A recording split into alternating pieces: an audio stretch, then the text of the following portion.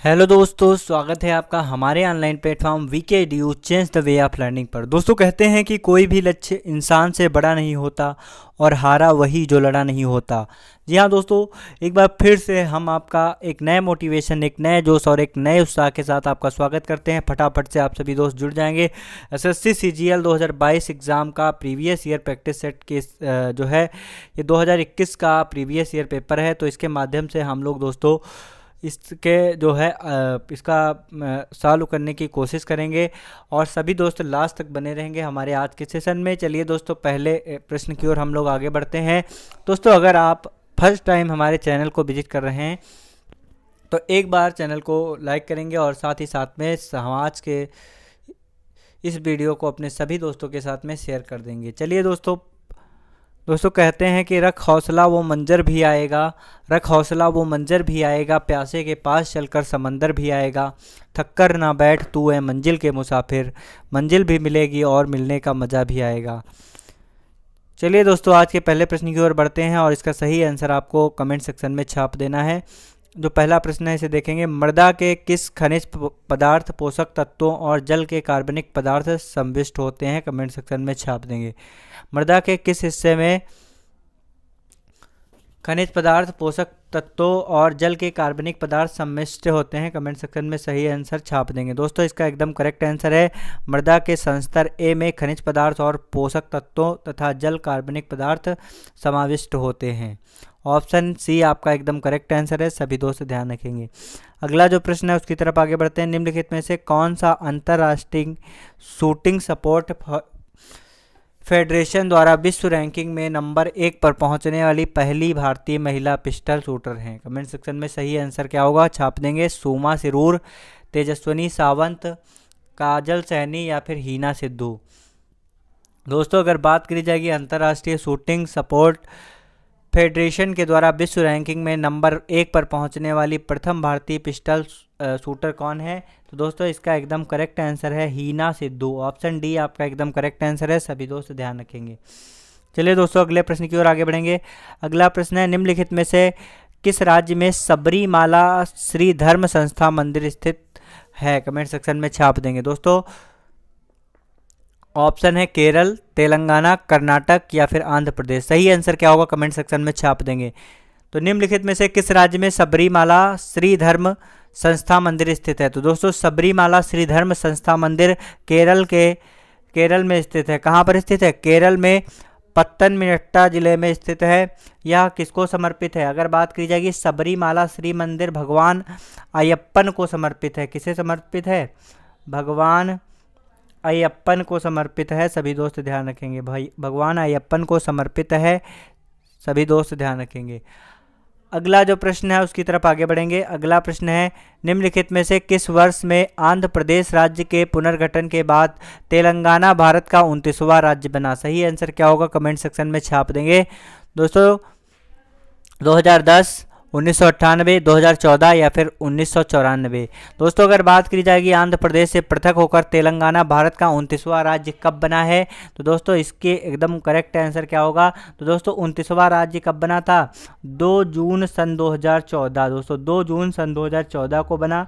तो option C आपका एकदम करेक्ट आंसर है। दोस्तों, आंध्र प्रदेश राज्य से पृथक होकर तेलंगाना भारत का 29वां राज्य बना है। और तेलंगाना का सबसे बड़ा शहर कौन सा है दोस्तों? तो तेलंगाना का सबसे बड़ा शहर है हैदराबाद। दोस्तों, तेलंगाना का शहर कौन सा है? हैदराबाद। और साथ ही साथ तेलंगाना की राजधानी क्या है? हैदराबाद। आंध्र प्रदेश की दोस्तों पहले राजधानी क्या थी? दोस्तों, आंध्र प्रदेश की पहले राजधानी थी हैदराबाद। लेकिन वर्तमान समय में क्या है दोस्तों? तो आंध्र प्रदेश की वर्तमान समय में राजधानी है अमरावती। क्या है? अमरावती है। सभी दोस्त ध्यान रखेंगे। अगले प्रश्न की ओर आगे बढ़ेंगे।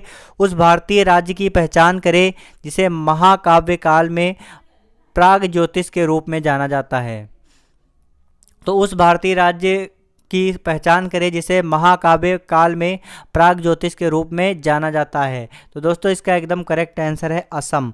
ऑप्शन सी आपका एकदम करेक्ट आंसर है। सभी दोस्त ध्यान रखेंगे, असम। अगला जो प्रश्न है उसकी तरफ आगे बढ़ेंगे। अगला प्रश्न क्या है सभी दोस्त सही आंसर कमेंट सेक्शन में छाप देंगे। दाब को मापने के लिए एसआई इकाई क्या है, कमेंट सेक्शन में बताएंगे। दाब को मापने के लिए एसआई इकाई क्या है?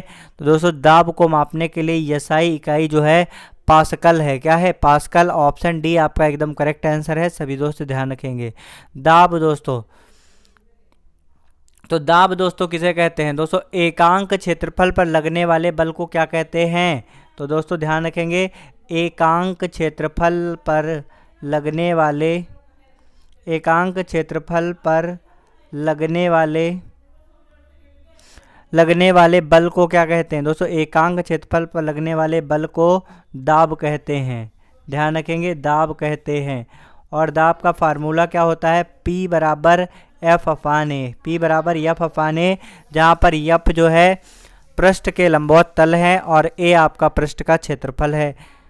चलिए दोस्तों अगले प्रश्न की ओर आगे बढ़ेंगे। अगला प्रश्न है, आप कंप्यूटर के कीबोर्ड पर स्थित उस कुंजी को क्या कहते हैं जिसका उपयोग स्क्रीन पर पॉइंटर को स्थानांतरित करने के लिए किया जाता है? सही आंसर क्या होगा कमेंट सेक्शन में छाप देंगे। तो आप कंप्यूटर के कीबोर्ड की उस पर स्थित उस कुंजी को क्या कहते हैं जिसका उपयोग स्क्रीन पर पॉइंटर को स्थानांतरित करने के लिए किया जाता है? कंट्रोल कुंजी, नेविगेशन कुंजी, न्यूमेरिक कुंजी या फिर फंक्शन कुंजी? सही आंसर क्या होगा कमेंट सेक्शन में छाप देंगे। तो दोस्तों इसका एकदम करेक्ट आंसर है नेविगेशन कुंजी। ऑप्शन बी आपका एकदम करेक्ट आंसर है। नेविगेशन कुंजी का प्रयोग स्क्रीन पर पॉइंटर को स्थानांतरित करने के लिए किया जाता है और इसके चारों तरफ एरो कुंजी होती है।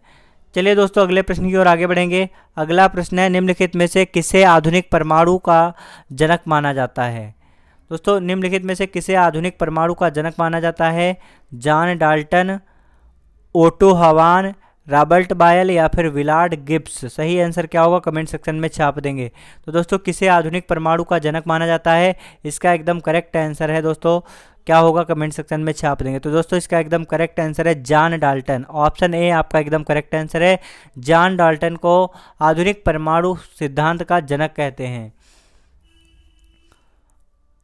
अगला जो प्रश्न है उसकी तरफ आगे बढ़ेंगे दोस्तों। अगला प्रश्न है, चूना पत्थर और डोलोमाइट जैसी घुलनशील चट्टानों के अपक्षय के कारण किन मैदानों का निर्माण होता है?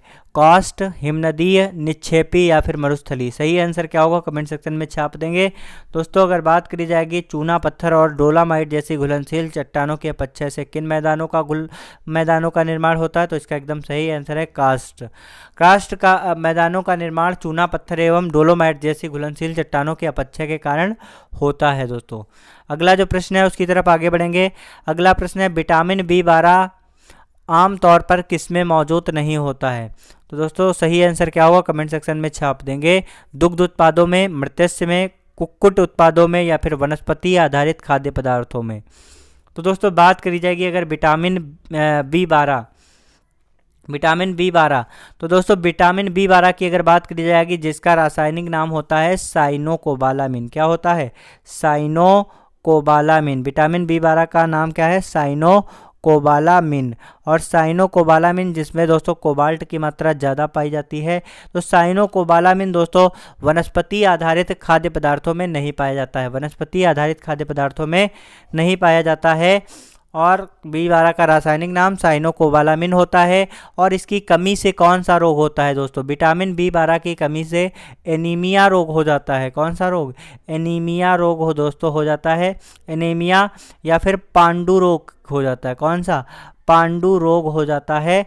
सभी दोस्त ध्यान रखेंगे, पांडु रोग हो जाता है, एनीमिया या फिर पांडु रोग हो जाता है। अगला जो प्रश्न है उसकी तरफ आगे बढ़ेंगे। कंप्यूटर का पावर बटन ऑन करने से लेकर सिस्टम को उपयोग करने हेतु तैयार होने से चलने तक की प्रक्रिया है। कमेंट सेक्शन में बताएंगे क्या प्रक्रिया होती है? सेविंग, क्रियान्वयन, बूटिंग या फिर लोडिंग? तो दोस्तों कंप्यूटर में पावर बटन ऑन करने से लेकर सिस्टम के उपयोग हेतु तैयार होने तक चलने वाली स्वचालित प्रक्रिया को क्या कहते हैं? तो चलने तक की प्रक्रिया को क्या कहते हैं दोस्तों? इसे कहते हैं बूटिंग। क्या कहते हैं? बूटिंग। बूटिंग दोस्तों कंप्यूटर को चालू करने की प्रक्रिया है और यह कंप्यूटर का पावर बटन ऑन करने से लेकर कंप्यूटर सिस्टम के उपयोग हेतु तैयार होने तक चलने वाली स्वचालित प्रक्रिया है। और इस प्रक्रिया के दौरान सिस्टम में सभी जो हार्डवेयर और इंस्टॉल हुए सॉफ्टवेयर हैं तो उन सभी फाइलों को लोड करता है और साथ ही साथ में जो सिस्टम चलाने के लिए आवश्यक होता है इसलिए उन्हें लोड करता है, और यह क्रिया क्या कहलाती है? बूटिंग कहलाती है। अगला जो प्रश्न है उसकी तरफ आगे बढ़ेंगे। विजयनगर साम्राज्य की स्थापना निम्नलिखित में से किस वर्ष हुई थी? कमेंट सेक्शन में छाप देंगे। तो दोस्तों अगर बात करी जाएगी विजयनगर साम्राज्य की स्थापना किस वर्ष हुई थी, कमेंट सेक्शन में छापेंगे। 1229, 1336 या फिर 1456 या फिर 1412। सही आंसर क्या होगा? कमेंट सेक्शन में छाप देंगे। तो दोस्तों इसका एकदम करेक्ट आंसर है 1336। दोस्तों विजयनगर साम्राज्य की स्थापना 1336 ईस्वी में हरिहर तथा बुक्का नामक दो भाइयों ने की थी। किसने की थी? हरिहर तथा बुक्का। दोस्तों हरिहर तथा बुक्का नामक दो भाइयों ने की थी। किसने की थी? हरिहर तथा बुक्का नामक दो भाइयों ने की थी। दो भाइयों ने की थी। हरिहर तथा बुक्का नामक दो भाइयों ने की थी विजय साम्राज्य की स्थापना। और विजयनगर की राजधानी क्या थी दोस्तों? तो विजयनगर की राजधानी थी हम्पी। क्या थी दोस्तों? विजयनगर की राजधानी क्या थी? हम्पी थी। सभी दोस्त ध्यान रखेंगे। अगला जो प्रश्न है उसकी तरफ आगे बढ़ेंगे। अगला प्रश्न है निम्नलिखित में से कौन भारत का पहला लोकपाल बना? सही आंसर क्या होगा? कमेंट सेक्शन में छाप देंगे। भारत का पहला लोकपाल कौन बना है? दिलीप बी भोसले, पिनाकी चंद्र घोष, अजय कुमार त्रिपाठी, प्रदीप कुमार मोहंती। सही आंसर क्या होगा? कमेंट सेक्शन में छाप देंगे। दोस्तों अगर बात करी जाएगी भारत का पहला लोकपाल कौन बना, तो दोस्तों भारत का पहला लोकपाल कौन बना है? तो दोस्तों भारत के पहले लोकपाल पिनाकी चंद्र घोष बने। कौन बने? पिनाकी चंद्र घोष। ऑप्शन बी आपका एकदम करेक्ट आंसर है, पिनाकी चंद्र घोष। अगला जो प्रश्न है उसकी तरफ आगे बढ़ेंगे। दोस्तों अगला प्रश्न है जब भारतीय रुपए का अवमूल्यन होता है तो भारतीय निर्यात पर क्या प्रभाव पड़ता है? सही आंसर क्या होगा? कमेंट सेक्शन में छाप देंगे। तो दोस्तों जब भारतीय रुपए का अवमूल्यन होता है तो भारतीय निर्यात पर क्या प्रभाव पड़ता है? तो दोस्तों निर्यात मूल्य स्थिर बना रहता है, या फिर निर्यात मूल्यवान हो जाता है, या फिर निर्यात मूल्यों में उतार चढ़ाव होता है, या फिर निर्यात सस्ता हो जाता है। तो दोस्तों जब भारतीय रुपए का अवमूल्यन होता है तो भारतीय निर्यात पर क्या प्रभाव पड़ता है? तो दोस्तों भारत का निर्यात जो है वो सस्ता हो जाता है। ऑप्शन डी आपका एकदम करेक्ट आंसर है। सभी दोस्त ध्यान रखेंगे। क्या होता है? निर्यात सस्ता हो जाता है। और जब निर्यात सस्ता हो जाता है तब क्या होता है? तब दोस्तों अवमूल्यन होता है। क्या होता है? अवमूल्यन होता है। किसी मुद्रा का विनिमय मूल्य अन्य मुद्रा की तुलना में अगर कम हो जाता है दोस्तों, तो ध्यान से सुनेंगे, किसी मुद्रा का विनिमय मूल्य अन्य मुद्रा की तुलनाओं में अगर कम हो जाता है या फिर कम कर दिया जाता है तो इसे मुद्रा का अवमूल्यन कहते हैं। अगला जो प्रश्न है उसकी तरफ आगे बढ़ेंगे। भारतीय स्टेट बैंक एसबीआई का कारपोरेट केंद्र निम्नलिखित में से किस शहर में स्थित है? कमेंट सेक्शन में छाप देंगे।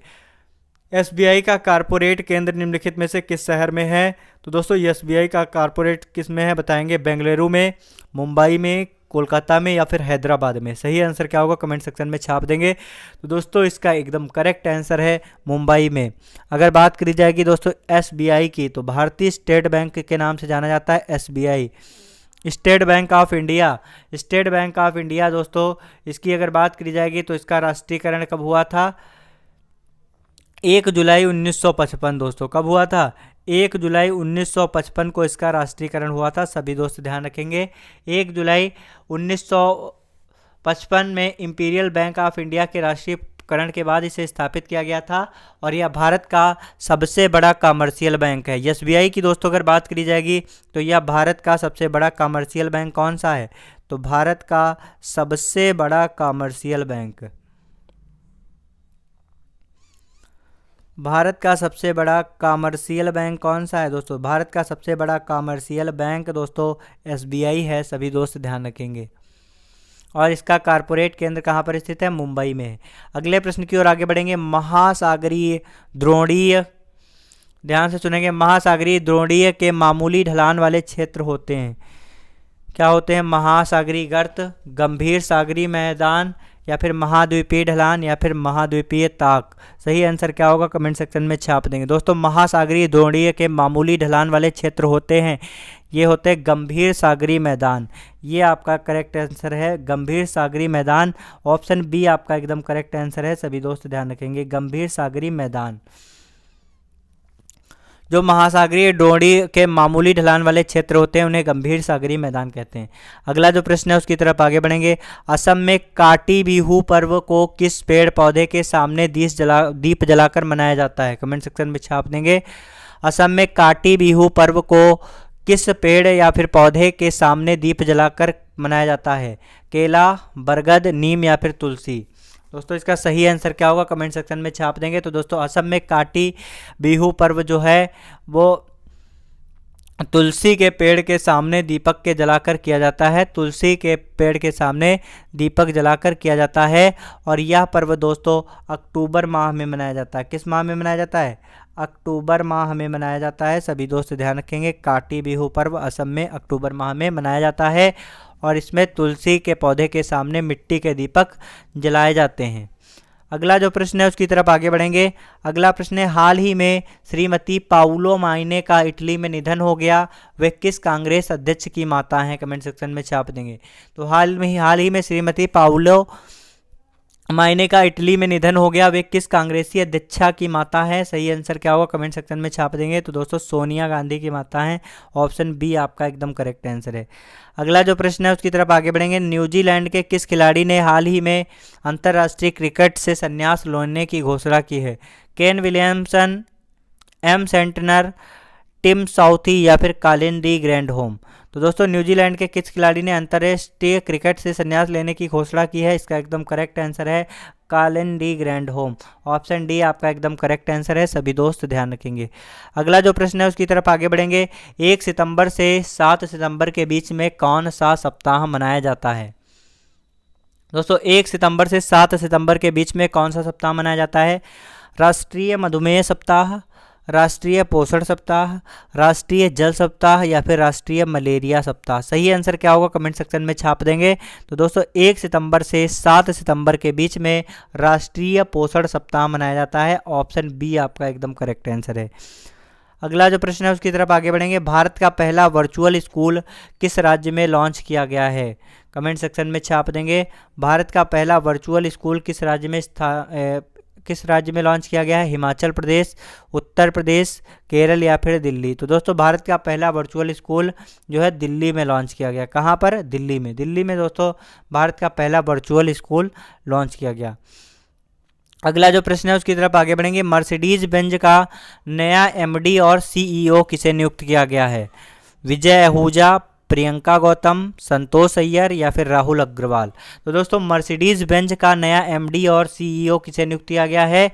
तो मर्सिडीज बेंज का नया एमडी और सीईओ संतोष अय्यर को नियुक्त किया गया है। ऑप्शन सी आपका एकदम करेक्ट आंसर है। सभी दोस्त ध्यान रखेंगे। मर्सिडीज बेंज का नया एमडी और सीईओ किसे नियुक्त किया गया है? संतोष अय्यर। अगले प्रश्न की ओर आगे बढ़ेंगे। विश्व का सबसे बड़ा धार्मिक स्थल कहाँ पर बनेगा? पश्चिम बंगाल, उत्तराखंड, केरल या फिर तमिलनाडु? तो दोस्तों विश्व का सबसे बड़ा धार्मिक स्थल कहाँ पर बनेगा? कमेंट सेक्शन में छाप देंगे। तो दोस्तों विश्व का सबसे बड़ा धार्मिक स्थल पश्चिम बंगाल में बनेगा। कहाँ पर बनेगा? पश्चिम बंगाल में बनेगा। ऑप्शन ए आपका एकदम करेक्ट आंसर है। अगला जो प्रश्न है दोस्तों उसकी तरफ आगे बढ़ते हैं। 67वें फिल्म फेयर अवार्ड में आयोजन में लाइफ टाइम अचीवमेंट अवार्ड किसे दिया गया है? कमेंट सेक्शन में छाप देंगे। अमिताभ बच्चन, रजनीकांत, सनी देओल या फिर सुभाष घई?